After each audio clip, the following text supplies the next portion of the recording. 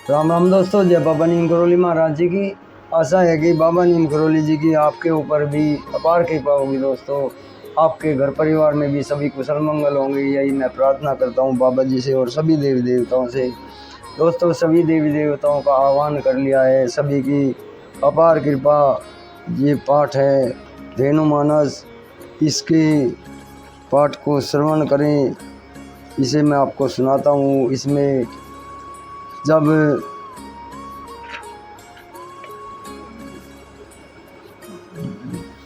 कृष्ण जी ने उन्हें उद्धव को वहाँ भेजा था गोकुल में, और गोकुल में आने के बाद उद्धव ने जब उन्हें बताया गोपी और ग्वालों को कि प्रीत का संदेश भेजा है कान्हा ने, और जब वे वहाँ के ग्वालों की और गायों की और गोपियों की हालत देखते हैं उद्धव जी, उसका वर्णन किया हुआ है इसमें। तो शुरू करते हैं। जय हनुमान जी की, जय श्री राम, जय बाबा नीम करोली महाराज, जय श्री कृष्ण, जय श्री राम। धेनु धेनु कहते ही जिसके मन में प्रेम पैदा नहीं होता, उसे कभी ज्ञान एवं वैराग्य की प्राप्ति नहीं होती, एवं जीवन का नाश व्यर्थ ही कर देता है। तो दोस्तों, इसमें ये कहा है कि धेनु धेनु कहते ही जिसके मन में प्रेम पैदा नहीं होता, उसे कभी भी ज्ञान एवं वैराग्य की प्राप्ति नहीं होती, और वो अपने जीवन का बेकार ही नाश कर देता है। जो गौ माताएं जल नहीं पीती हैं एवं घास भी नहीं चरती हैं, श्याम सुंदर की राह को निहारती रहती हैं, आँखों से दिन रात नीर बहता है, कृष्ण के बिना इन गायों को कुछ भी नहीं सुहाता है। उद्धव ने जब गौं की इस दशा को देखा तो सोचने लगे कि क्या करूं जिससे इनकी पीड़ा का निवारण हो। ग्वालों ने कहा, हे उद्धव भैया, आप वहां जाओ और जिस किसी प्रकार से माता को धीरज बंधाओ।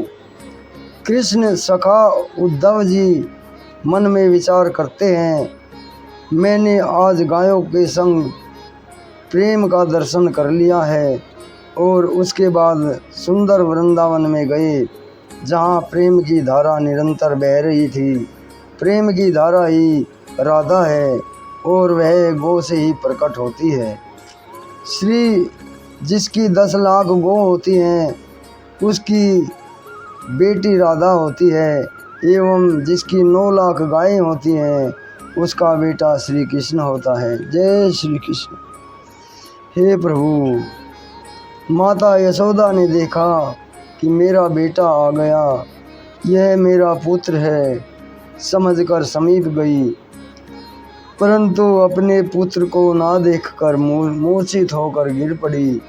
नंद भवन की ओर सारी नारियां दौड़ती हुई आई। होश आते ही माँ पूछने लगी, मेरा लाल नहीं आया क्या? कृष्ण व्रज के साथ मुझे भी भूल गया, जो गोवर्धन गोपाल है। उद्धव जी उपदेश करने लगे, ब्रह्म तो व्यापक है, सब में एवं सब देशों में है। जो शरीर को देख रहा है वह दुख को प्राप्त करता है, वैरागी तो आत्मानंद को खोज करता है। उद्धव जी की बाह पकड़कर गोधाम का दर्शन कराया। गोधाम को देखकर हृदय भर आया।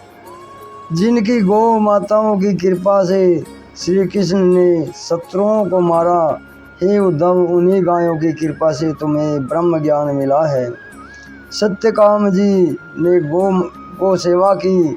बैल, अग्नि, हंस सामने आए। जल कुकुट ने इनको ज्ञान का उपदेश दिया। 4 पाद ज्ञान प्रकाश स्वरूप है, अनंत है, आयतन है, ज्योतिर्मय है, ब्रह्म ज्ञान को प्राप्त कर गया।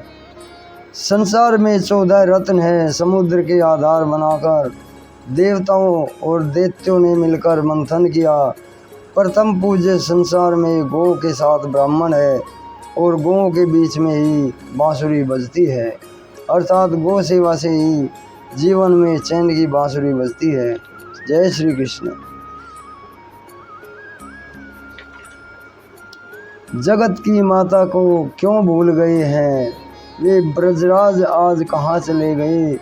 जो बिना गाय के नहीं रह सकते थे, वे प्रभु आकर लाज बचाएं। जो गाय का अनिष्ट ना देख सके, हे भाई वही सच्चा क्षत्रिय जगत में है। राम जी त्रेता युग में प्रकट हुए, जिन्होंने नित्य गाय के हित के लिए युद्ध किया। परशुराम जी को राम ने हृदय खोल कर दिखा दिया। सदा ही गो ब्राह्मण के सेवक हैं राम। गुरु मुख और गोमुखी व्यक्ति हमेशा अपनी ओर लघुता रखता है और दूसरों की गरिमा का बखान करता है। वही राजा है जिसका हृदय विशाल है।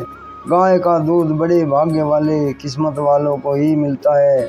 उसी व्यक्ति को हृदय का रोग सताता है जिनको गाय का दूध नहीं मिलता। उन्हीं के मुख से ब्रज जैसे वचन होते हैं।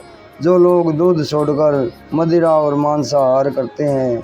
जो व्यक्ति 6 महीने भी गाय के साथ रहता है, वह व्यक्ति हरि का दर्शन करके आसक्ति रहित हो जाता है। गौ माता की छाया जब तक मिली तब तक करुणा का वास रहा, लेकिन हरि जब से गोकुल से गए अब तो मिलने की आस भी मिट गई।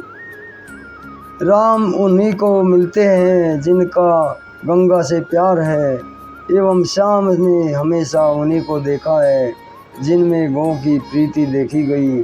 तमसा नदी के किनारे अवध के लोगों को राम ने छोड़ दिया तो सब दुखी हुए। श्रीमुख से भगवान राम ने सुरसरी की महिमा का बखान किया। भीलों को उठा उठाकर हृदय से लगाया। भगवान को केवल गंगा का तट अभिलक्षित है। जब तप योग यज्ञ भी वे नहीं देखते हैं। भील लोग गंगा के प्रहरी बनकर रक्षा करते थे। किसी प्रकार का प्रदूषण उसमें नहीं फैलाते थे। गंगा देखकर भी भगवान ने भीलों को उठाया और अपना समझकर उनकी बढ़ाई की। जिस प्रकार राम गंगा के तट पर मिलते हैं, उसी प्रकार कृष्ण गौ के साथ दिखाई देते हैं। गौ और गंगा के बिना जीवन नहीं है। इन्हीं में भारत की भारतीयता संस्कृति समाई हुई है। इनके रहने से ही जगत की रक्षा है। इनके मिटाने से सब कुछ मिटकर भयावह स्थिति हो जाएगी। आज जिस गंगा को बहते रहना चाहिए था, उसे बांध दिया है। जो गाय हर घर में बंधी होनी चाहिए थी, वह कूड़े कचरे में मुख मार कर गलियों में प्लास्टिक खाने को बेबस हो गई है। गाय और गंगा के बिना राम कृष्ण की भी कल्पना नहीं है। इनके रखने से ही हमारे जीवन में राम कृष्ण रहेंगे। यह अपने मन में विचार करें। तो दोस्तों, आज ये पार्ट इतना ही। कल आगे दूसरा इससे आगे सुनाऊंगा, ज़्यादा लंबा हो जाएगा। तो इसमें गाय और गंगा की महिमा बताई है। गंगा के तट पर तो राम मिलते हैं और गायों के बीच में श्री कृष्ण मिलते हैं। और गाय के बिना रहना और गंगा के बिना रहना कल्पना भी नहीं की जा सकती। इनके रखने से ही हमारे जीवन में राम और कृष्ण रहते हैं। ये सभी को मनन करना चाहिए। और इस वीडियो को जितनी भी ये धेनुमानस की वीडियो है, ये वो गाय के ये महाग्रंथ है दोस्तों।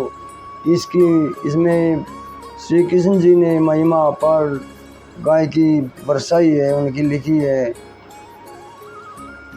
तो ये भगवान की वाणी है, इसका सम्मान करें और आगे भी इसे शेयर करें मेरे भाई। चैनल अगर आपने सब्सक्राइब नहीं किया है तो सब्सक्राइब कर ले। जय राम जी की, जय हनुमान जी की, जय बाबा नीम करोड़ी वाले।